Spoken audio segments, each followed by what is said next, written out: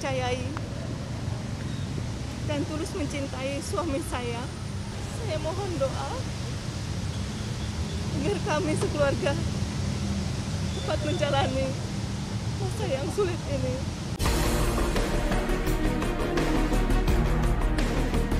Semua itu terlepas dari apa yang telah dilakukan saudara Yosua kepada istri dan keluarga saya. Tanggal 7 itu dia diancam di Magelang akan dihabisi atau dibunuh kalau naik ke atas. Nah, naik ke atasnya ini apa? Setiap hari saya bertemu, Ibu PC masih dalam keadaan terguncang.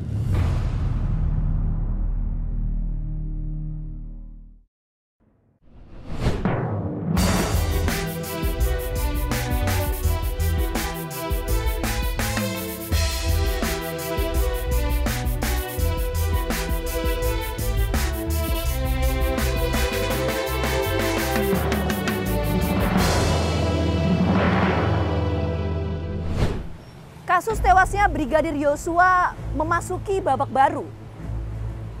Setelah 1 bulan kasus ini terus bergulir, pihak kepolisian menetapkan Baradae sebagai tersangka atas kasus dugaan pembunuhan hingga mengakibatkan Brigadir Yosua tewas.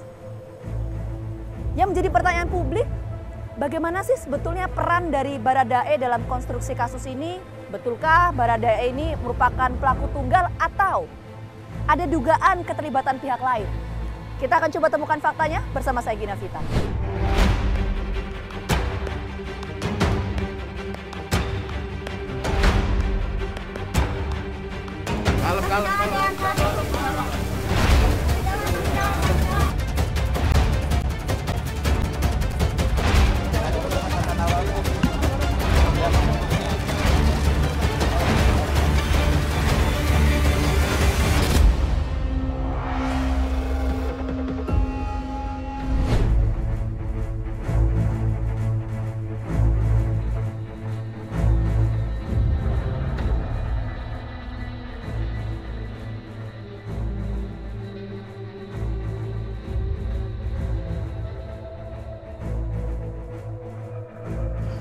Kredibilitas kepolisian Republik Indonesia benar-benar dipertaruhkan. Tak heran jika setiap langkah polisi dalam pengungkapan kasus ini selalu menjadi sorotan. Kini, kasus kematian Brigadir J di rumah dinas Inspektur Jenderal Polisi Verdi Sambo tengah memasuki babak baru. Setelah Barreskrim Polri menyebutkan Barada Eliezer alias Baradae ditetapkan sebagai tersangka pada Rabu 3 Agustus 2022. Penyidik sudah melakukan pemeriksaan kepada 42 orang saksi. Kemudian juga termasuk di dalamnya adalah ahli-ahli baik dari unsur biologi kimia forensik dan metalurgi balistik forensik, IT forensik dan kedokteran forensik, termasuk telah melakukan penyitaan terhadap sejumlah barang bukti baik berupa alat komunikasi, CCTV, dan barang bukti yang ada di TKP sudah diperiksa atau diteliti oleh laboratorium forensik maupun yang sedang dilakukan pemeriksaan. Dari hasil penyidikan tersebut, pada malam ini penyidik sudah melakukan gelar perkara dan pemeriksaan saksi juga sudah kita anggap cukup untuk menetapkan Baradae sebagai tersangka dengan sangkaan pasal 338 KUHP, junto pasal 55 dan 56 KUHP. 3 pasal berlapis disangkakan pada Baradae, diantaranya pasal 338 KUHP, junto pasal 55 dan 56 KUHP dengan ancaman hukuman 15 tahun penjara. Berdasarkan penetapan pasal-pasal tersebut, diduga kuat Baradae tidak sendirian saat melakukan tindak pidana pembunuhan terhadap Brigadir J di rumah dinas Irjen Pol Verdi Sambo. Keesokan harinya, giliran Irjen Pol Verdi Sambo diperiksa untuk keempat kalinya oleh tim khusus yang dibentuk Kapolri dalam menangani kasus ini. Kamis 4 Agustus 2022, tepat pukul 10.00 waktu Indonesia bagian Barat, Irjen Pol Verdi Sambo hadir di markas Bareskrim Polri dengan berseragam lengkap dan pengawalan ketat. Hari ini saya hadir memenuhi panggilan penyidik Bareskrim Polri. Pemeriksaan hari ini adalah pemeriksaan yang keempat. Semoga keluarga diberikan kekuatan. Namun semua itu terlepas dari apa yang telah dilakukan saudara Yosua kepada istri dan keluarga saya. Selanjutnya saya harapkan kepada seluruh pihak-pihak dan masyarakat untuk bersabar, tidak memberikan asumsi persepsi yang menyebabkan simpang siurnya peristiwa di rumah dinas saya. Hampir sekitar 8 jam pemeriksaan berlangsung, Irjen Pol Verdi Sambo keluar dan bergegas meninggalkan gedung Bareskrim Polri.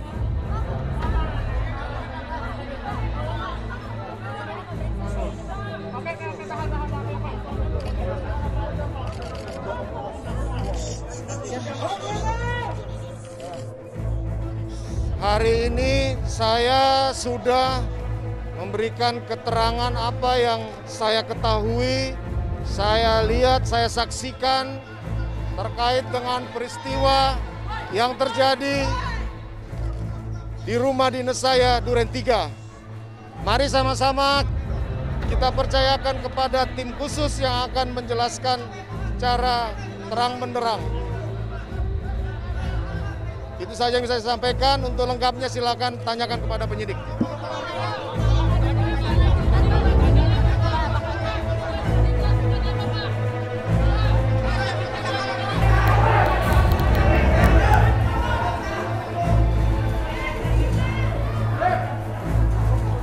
Ya, baru saja Kadif Propam Polri nonaktif Irjen Pol Verdi Sambo selesai menjalani pemeriksaan. Kita akan coba cari tahu apa saja yang digali oleh penyidik Bareskrim Polri terhadap Irjen Pol Verdi Sambo atas kasus tewasnya Brigadir Yosua.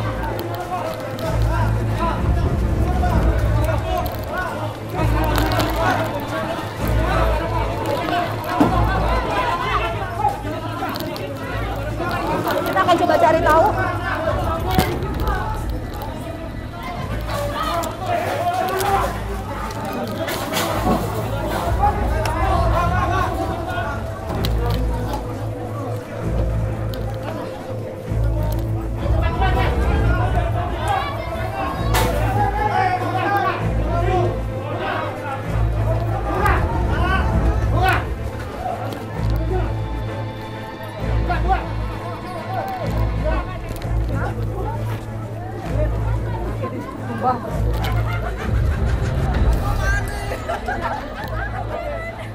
baru saja Kadif Propam Polri nonaktif Irjen Pol Verdi Sambo selesai menjalani pemeriksaan oleh tim penyidik Bareskrim Polri terkait dengan kasus tewasnya Brigadir Yosua.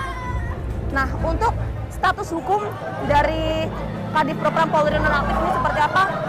Kita akan coba temukan faktanya. Sekitar 2 jam pasca pemeriksaan Irjen Verdi Sambo, Kapolri mencopot dan memutasikan 25 personilnya yang terdiri dari 3 personil perwira tinggi bintang 1, Kombes 5 personil, AKBP 3 personil, Kompol 2 personil, Pama 7 personil, dan 5 personil Bintara dan Tamtama. Tim Irsus yang dipimpin oleh Irwasum telah memeriksa sampai saat ini 25 personil dan proses masih terus berjalan. 25 personil ini kita periksa terkait dengan ketidakprofesionalan dalam penanganan TKP dan juga beberapa hal yang kita anggap bahwa itu membuat proses olah TKP dan juga hambatan-hambatan dalam hal penanganan TKP dan penyidikan yang tentunya kita ingin bahwa semuanya bisa berjalan dengan baik. 3 Pati Polri bintang 1 dan saat ini sedang berproses, kemungkinan juga akan berkembang nama-nama lain atau ke pangkat-pangkat lain. Kombes 5 personil, AKBP 3 personil, Kompol 2 personil, Pama 7 personil, Bintara dan Tamtama 5 personil. Dari kesatuan, di Propam, Polres, dan juga ada beberapa personil dari Polda dan juga Barislim. Dan malam hari ini saya akan keluarkan TR khusus untuk memutasi, dan tentunya harapan saya tim sus akan bekerja keras dan kemudian menjelaskan kepada masyarakat dan membuat terang tentang peristiwa yang terjadi. Kapolri Jenderal Listio Sigit menjelaskan, pencopotan dan pemutasian ke-25 personilnya ini dibutuhkan agar proses penyelidikan yang tengah dilakukan oleh tim khusus dapat berjalan lancar dan tidak dihambat oleh individu-individu yang terlibat dalam kasus ini. Pandangan Kapolri ini sejak awal memang telah menjadi fokus perhatian bagi pihak keluarga. Demikian yang disampaikan PO Huta Barat, keluarga besar Marga Huta Barat, yang sejak awal terus memantau dan mencermati kasus kematian Brigadir Yosua Huta Barat ini. Nah, ini yang kita ngomong sama Menteri, Pak, dari tanggal 8 kami duga ya, ini nggak nuduh-nuduh, 8 sampai press conference, itu ada namanya obstruction of justice. Penghalang-halangan pemeriksaan hukum. Dan ini lebih parahnya lagi, Pak. Kami duga diciptakanlah bukti. Coba bayangin, kalau otopsi awal itu udah benar, kan selesai masalah ini. Sementara itu, tentang pemeriksaan Irjen Pol Verdi Sambo, kuasa hukum keluarga Brigadir Yosua menyebutkan sudah sangat terlambat.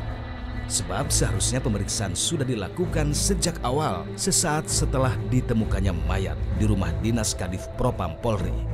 Hari ini pihak dari Kadif Propam Polri nonaktif Irjen Pol Verdi Sambo diperiksa dalam kapasitasnya sebagai saksi. Kalau tanggapan dari kuasa hukum gimana melihat ini? Itu sudah terlambat. Harusnya diperiksa dari hari pertama tanggal 8 Juli 2022. Karena kejadian itu kan terjadi di rumahnya. Tetapi waktu itu kan dibuat alibi, yang bersangkutan pergi PCR. Loh, saya katakan, saya ini tamu di Bareskrim. Buat saya aja disiapkan kok antigen dan PCR, gratis lagi. Kenapa pejabat utama Polri pergi PCR? Nah sekarang periksa, dia apa itu dipeduli lingkungin. Ada nggak namanya di situ? Di mana dia PCR-nya? Ada nggak dia CCTV-nya? Keluar dari Bareskrim Polri jam berapa? Kemudian di tempat PCR-nya ada nggak CCTV? Periksa. Kemudian lakukan pemeriksaan kepada teleponnya, semacam cek pos. Sita CDR-nya dari operator kan itu, misalnya Telkom gitu kan, atau Indosat gitu loh.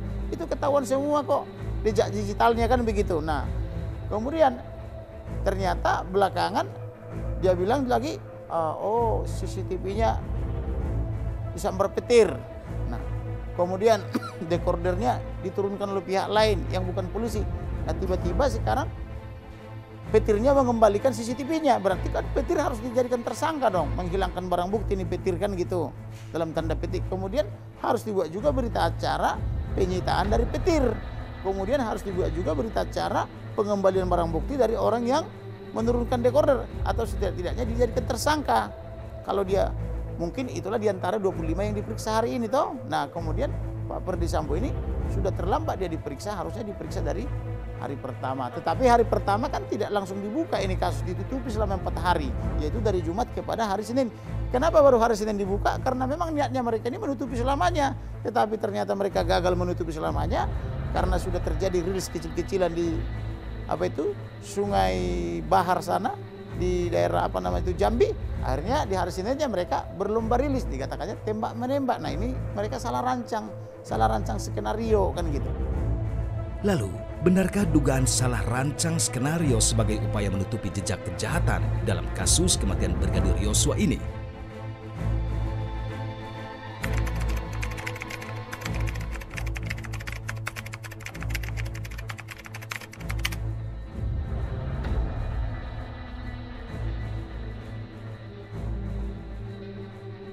Dari hasil kegiatan pemeriksaan tim gabungan menetapkan bahwa Irjen Pol FS diduga melakukan pelanggaran terkait menyangkut masalah ketidakprofesional di dalam olah TKP.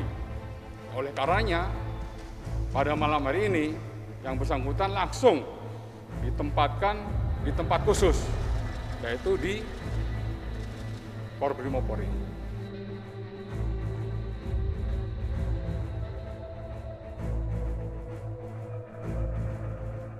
Saya mempercayai dan tulus mencintai suami saya. Saya mohon doa agar kami sekeluarga dapat menjalani masa yang sulit ini. Dan saya ikhlas memaafkan segala perbuatan yang kami dan keluarga alami.